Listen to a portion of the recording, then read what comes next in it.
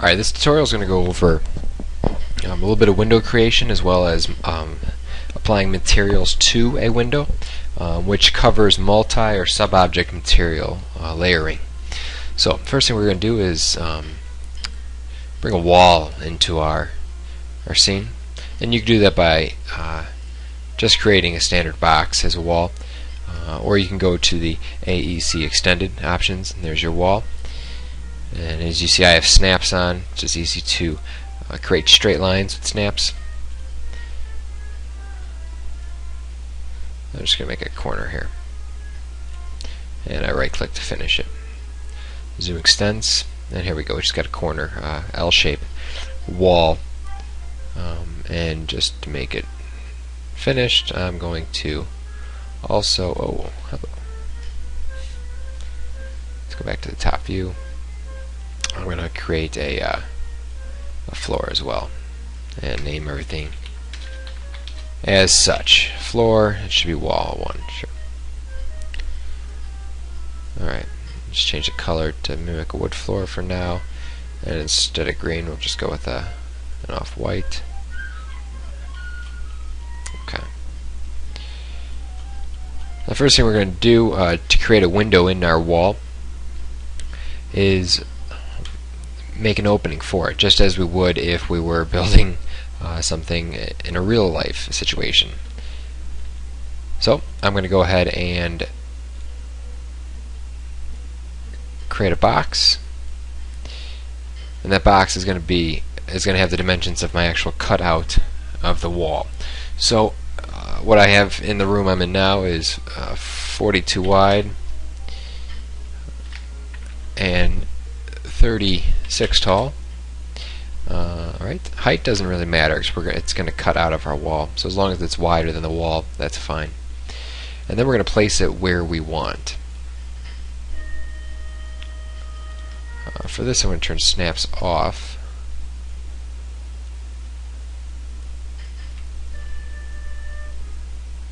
I'm just going to put it in the middle for us so it's just easy for us to see and work with.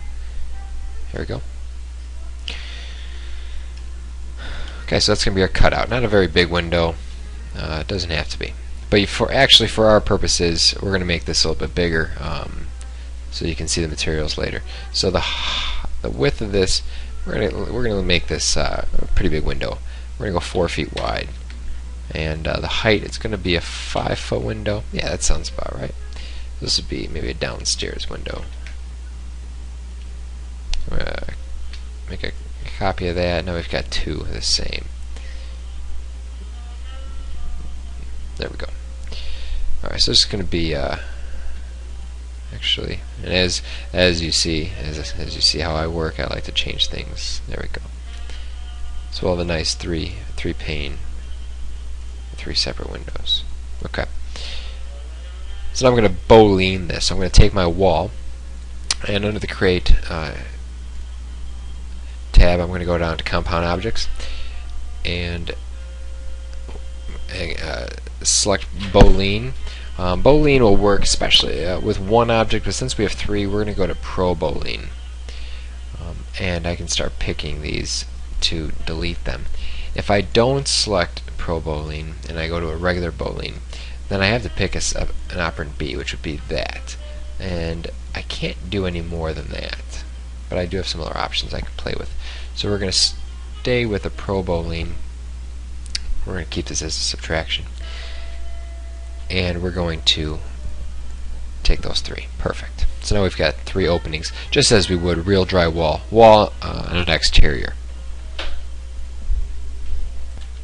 Alright, where was I? I actually had a pause because I had a sprinkler on.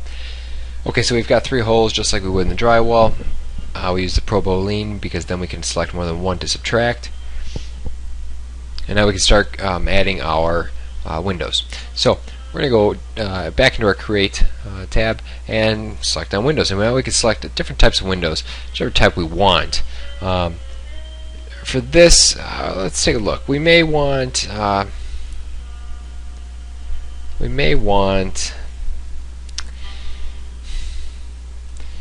casements, possibly on the sides, and then the middle one could be fixed. That's probably the best idea. So we're going to take this casement. We're going to use a combination of our views here.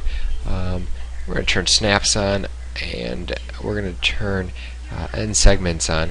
What that's going to do is let us grab the corners here.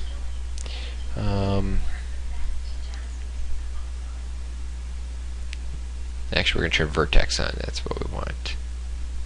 You can also turn endpoint on. So either one of those will work. Let's leave vertex for right now. Alright, so vertex is on. So snaps are back on.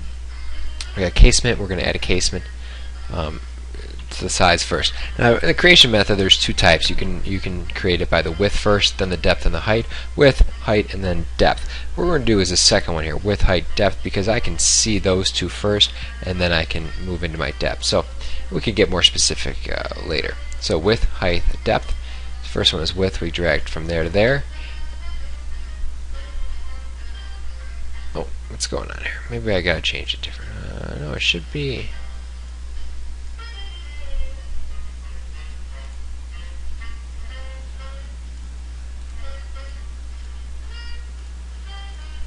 That's not right at all. Casement, width, height, depth.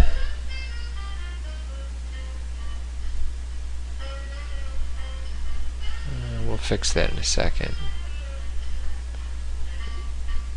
Okay, so they're calling that the... No.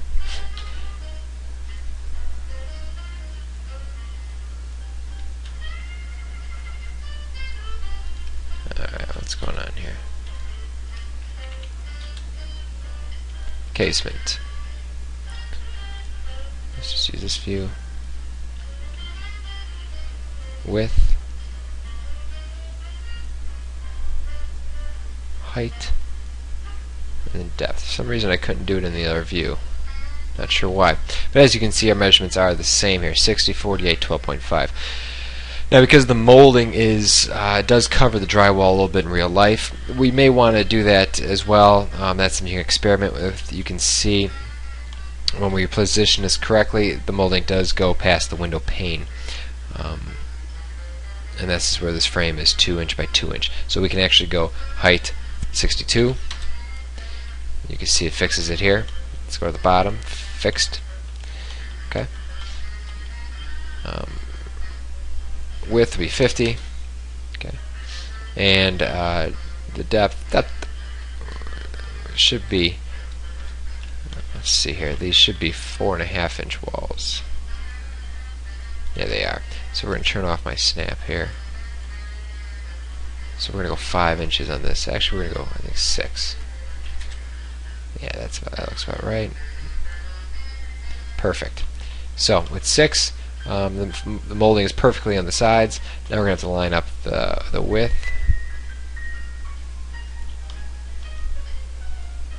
It looks like I can go a little wider. Let's see, how's this going to work here? I think 52 should work. Yeah, that works perfectly. So now this window is perfectly aligned to how it should be. I'm going to want,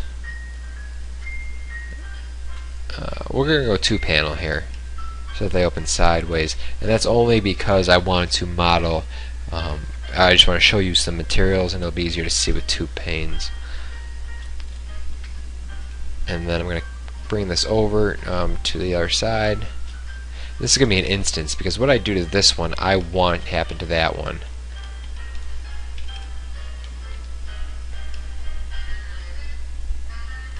Perfect. And then the last one we're going to do is a fixed. Turn my snaps back on. I can't do it in there, so I'm going to do it in here. Oh, change it to my second one here, fixed. Start that corner to the other corner, drag it down here. Depth I'll change in a second. And just a cheat, 62, 52, 6. That's what I'll use on here. 62, 52, 6. and we'll drag it so that it fits perfectly again. There it is, very nice. Turn snap off. So now we've got 3 windows, the middle window is fixed. Alright, what I'm going to do now is open up my material editor. So here's a slate material editor. If you're in Windows 7, you can drag this to the side and snap it. And you can drag this to the right side and snap that as well. We're going to maximize this view. If you're not in that, you can Alt-Tab and go back and forth. That's completely okay. If you have multi-monitor, then this can be on its own page, very large like that. If you are using modeling in 3ds Studio Max and things like that, multi-monitor setups are fantastic, and they allow you to do a lot more. So for instance, even if I had this full size, I can drag these bars out much further, and well, this doesn't have a lot of options, but other options, they'll scroll down and when they cover the bottom, they'll go into the other views. So multi-monitor setups are fantastic. But for now, we're going to put this where it should be. It's my grid and snap. We don't need that open right now. This goes on the left side. Alright. And before I go any further, I'm going to save this in my working folder here. Window materials. Now, when you're working, this is something I can show you right off the bat. When you're working in a scene and it's going on for a while, and you want to save things, you don't want to save over and over the same file. One, it can corrupt the file because these are very complicated files that are being saved over and over, and if a save fails, it won't revert back to the old one.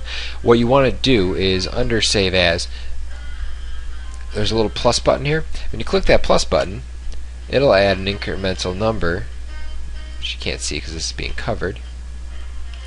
Get up there at the end. So you have window materials 01. Okay. So if I go ahead and file save as again, I can click that again, and instead of Windows Material 01, it'll be 02. And in a real life scenario, you'll have 30, 40, or 50 of these. What that does is it puts a bookmark where you were at that point, and you can go back if you want to change something and start fresh from a specific point.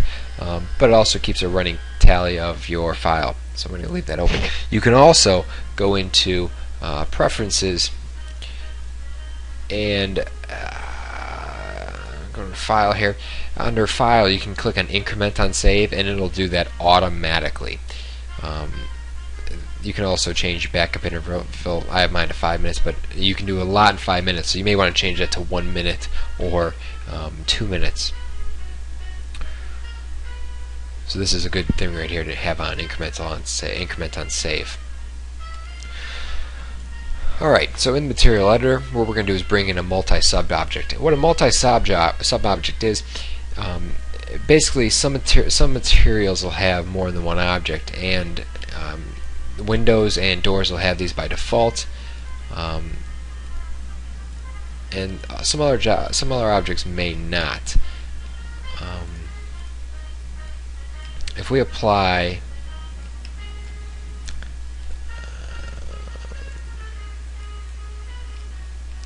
UVW, I don't want to do that right now. I don't want to get too far ahead of ourselves.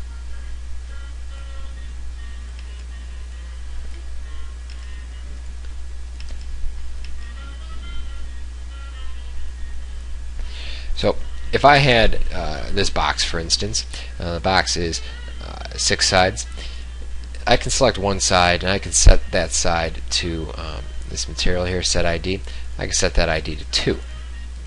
And then on this side, I can set it's set to 5 already. That side set to 3, and so forth. And I can change this however I want, to whatever IDs I want. So, as you can see, this material has 10. I can change that by selecting the set number, and I can change the number of materials, well, for instance, to 6, because this box has 6. So now what I do on material 1 will work on the 1 side, 2 side, 3 side, and so forth. So, the top of this is ID 2. So if I apply this material to the box, it should turn completely blue, or completely black, because every material on here is black. But the top is material 2. So if I go in and I change this, to a beech wood, for instance, you can see that the top of this box turns to beech wood because it is material 2, and it lines up with that material ID 2. I believe this front was 5, so if I went to the 5 mark and I made this just a standard gray color, you can see it turns gray. So that's a crash course in material multi or sub-object parameters. What this does is allows you to have one complicated object like our window, but texture it very specifically based on what we want. So even in this case in window, and I'm going to undo this in a second, but if I change this to an edit, if I apply an edit mesh to this, and I select element here, and I select just certain molding. Oh, I'm messing it up already. If I select just the molding, for instance, I can select that molding and make that its own ID, and that's what it is by default. As well, this entire wall, if I wanted to apply instead of having two separate boxes, and I do the wall model, I can also apply a mesh to this, and I can grab I can grab this wall, and I can go down and set that as ID 2, and this wall should be 1, and the same thing will work. So 2 should be wood, 1 should be black, and you can see everything else is black, and that's because that all stays 1. I'm going to undo that.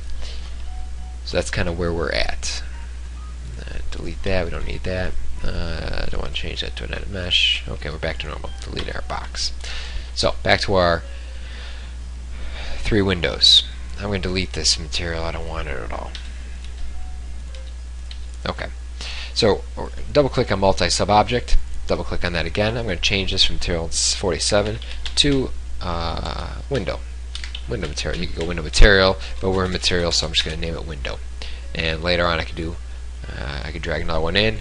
Double click that. Change this to wall, and make this a nice green color, and I'm going to apply that to the wall. There we go. I'm going to scroll down to some of my mental ray maps. I'm going to get close on these so I can show you. Not so much mental ray. So here's the standard materials that you may want to just play with if you're only going to do easy rendering, easy modeling, simple objects that way you want to render quickly. You use the standard materials. However, if you want to get a little bit more detailed and time consumptive and more realistic rendering, then you're going to use other materials. Mental ray materials are fantastic. What I like to use is just the material library from Autodesk. If you downloaded the design version of 3D Studio Max, it comes with all these. So this is a fantastic. I actually cover the water materials in a different tutorial. What I'm going to do now, what I'm looking for now, is the flooring material to put on my floor here. So I'm going to go to wood. I'm going to make it a wood floor. And I got all these different options I could change. I can set it to I like mahogany, but I don't think I have mahogany on here actually. I have it on another one. You can download more textures. I don't think. Let's see, mahogany. Oh, I do have mahogany. There it is. We're going to make it natural, so we're going to drag that in. And this is another thing. You just search whatever you're really looking for right up here. So there's mahogany wood. Oh, these, yeah.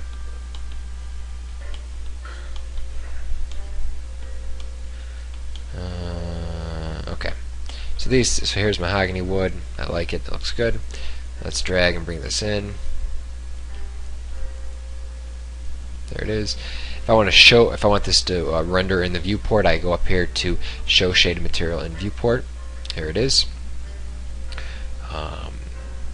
Stain, yeah, it's color. It's going to be glossy, used for flooring. It's going to change just a little bit of the finish.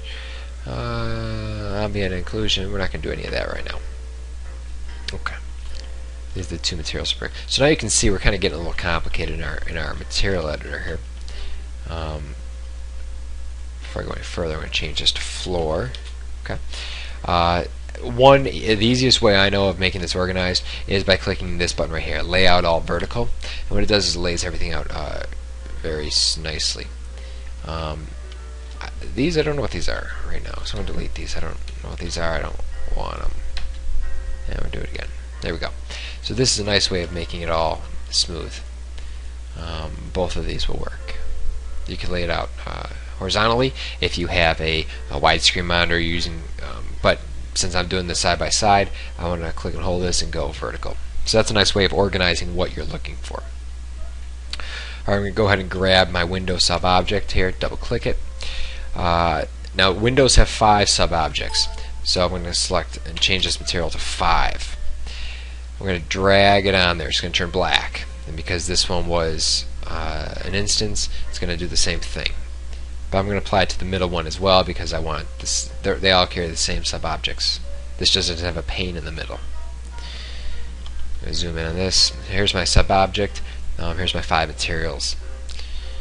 Now I'm a little rusty on which ones are which. I'm pretty sure this is the inside frame. This is the outside frame. 3 I think is the glass. We'll find out in a second. 4 is, I think it's the molding on the inside. 5, I think 5 might actually be the molding. One of these is the frame. We're gonna find out. So pretty much we're gonna be staying with wood when it comes to this. So closer, just freeze all these. There's wood. Wood panels. No, we're gonna stick with just the wood. We're gonna go with birch. Birch is a nice, good-looking color. So first thing we're gonna do, I picked the first one here, side frame, the inside frame, and that's gonna be a nice polish birch. Okay, that's the inside frame here. Actually, that's the inside. It looks like the inside molding. Let's get a little closer here, and we're gonna make sure that second one here, that's going to be outside. That's going to have no gloss. And actually, the outside is going to be a little darker. We're going to do a solid stain here.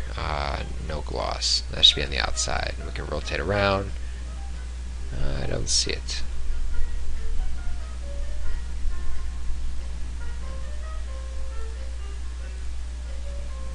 Oh, I do. That's what this is right here. Okay.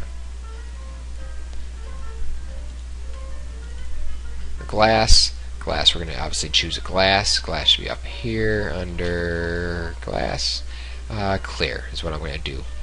There's a lot of different things you can play with. Smoked, rippled, will look good. Light bulb off on, but frosted, if you're going to do kitchen cabinet windows, for instance, will look very nice, as well as a rippled. But I'm going to just do clear. You can see they turn clear because that's the glass. I guessed that one right. Molding. We're going to get out of glass. We're going to go back down to wood. The molding is going to be a polished. There it is. So that's the molding. It looks like it's still not the outside. That means this number 5 should be the outside. That should be outside frame.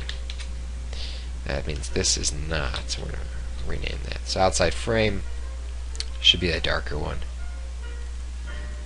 Yeah, it is. Okay. Excellent. Now you see I can't really change these. I can't really show this in there. And that's primarily because it's a little more complicated of a texture. You can see this also makes this a lot more busy. What I can do is click on these and then turn this on.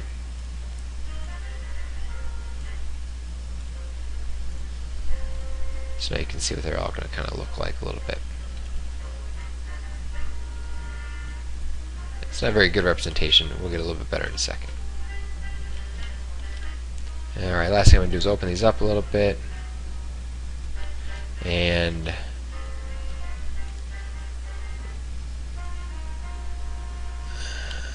that looks pretty good.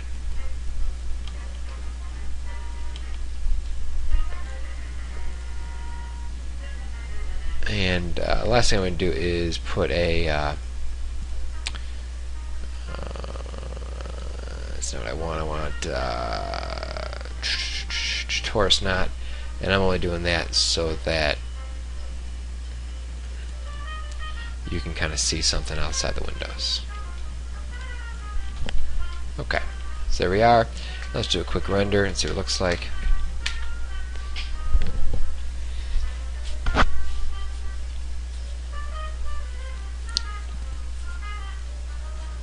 Then with the magic of editing, I'm going to pause this, and it'll be done when we come back. And I'm back, and you can see it's still 50% rendering. It's only about halfway done. This should give you a good idea if you want to change things. If you're going to be getting a little bit close up on this and maybe animating it, then you're definitely going to want to go ahead and zoom in on this and then re-render it. You can see this side of my frame is not showing. You see the drywall showing through, but in this one here, the frame's going all the way around, so I'm going to have to make this a little smaller in order to come on this side of the drywall. So that's a bit of an error that I can see now. Actually, I can see it here too. I should have caught that. Same thing on this side here. But the glass looks good. You see there's a little reflection here. The wood pattern looks really nice. If you want the wood pattern going the other way, then we can change the rotation in the material. The middle one is fixed. So I'm pretty happy with this. I'm going to cancel this.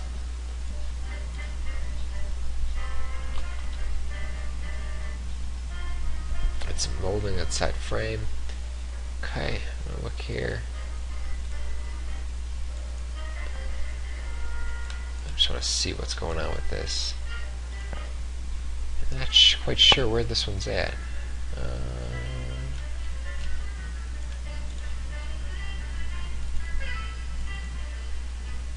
Got a hue on there now, but I don't quite see it. Alright, we're going to come back to that. Let's go to this one here. That's what we're doing. So basically what I'm doing now is just going back, see if I want to change anything. Alright, not quite.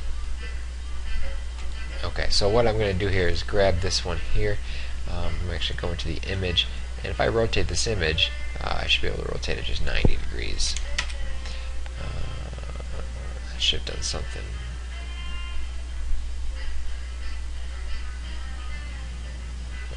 I couldn't type it in for some reason. Okay, so yeah, this should be 90. Okay, it is 90. Now you can see that our textures go the long direction, so that's going to make it look a little bit better, a little bit more realistic. I'm going to grab this one. We're actually going to shrink it down. Actually, it's still here. Change the width to about 51. Alright, there we go. That's much better. I can see the frame coming around now. And the height should be a little less. 61, that's fine. It changed this to make it match. 61, 51, it doesn't need to. It does need to be.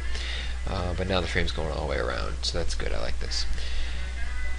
So that's a quick tutorial on how to apply sub-objects, how to clean up your material here. Remember, just click this one here, and now they're organized.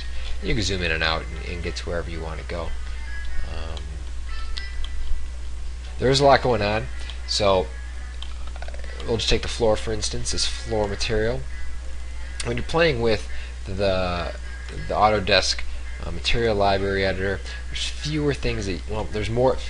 It's laid out a little differently than our standard material. So here's our wall standard material, for instance. It's just a green. We can go ahead and add maps to it, make it a little bumpy, as you know, a little bit of drywall can be. Glossy, self-illumination, and that sort. We can change opacity and everything right here as well.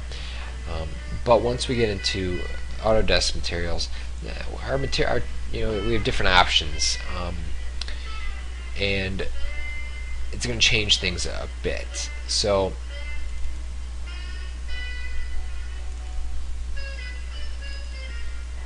there's fewer things that you really can do as far as what it's going to let you do in the material editor. But as you can see, how I rotate it is by this position here, X and Y is offsetting it if it was a picture, scale, making these bigger or smaller, if they repeat, if they don't repeat. We're down here. So, then there's only going to be one picture, because this is basically this picture over and over again. If it's blurred,